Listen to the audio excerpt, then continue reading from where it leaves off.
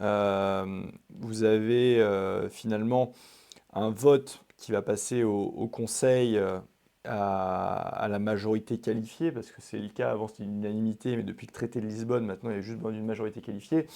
Et pour l'empêcher, il aurait fallu constituer une minorité de blocage. Les Polonais ont essayé, on parle à un moment des Italiens, ils se sont un peu retirés, et Emmanuel Macron était censé être la tête de proue pour obtenir cette minorité de blocage. Mais quand on regarde les faits, en fait, il ne s'est pas beaucoup battu, il n'y aura pas de minorité de blocage. Donc ça veut dire qu'au Conseil, ça risque de passer. Et au Parlement européen, après, donc ça va passer malheureusement, et au Parlement européen, ça va certainement, à mon avis, être voté lors de la plénière de décembre.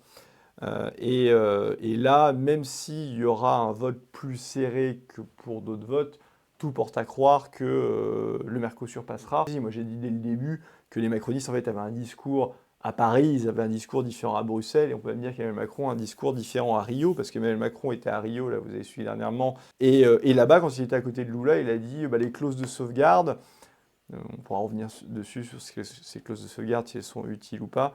Ça va dans le bon sens et donc tout porte à croire qu'on va pouvoir finaliser l'accord. Il revient à Paris le 12 novembre et là, changement complet de discours.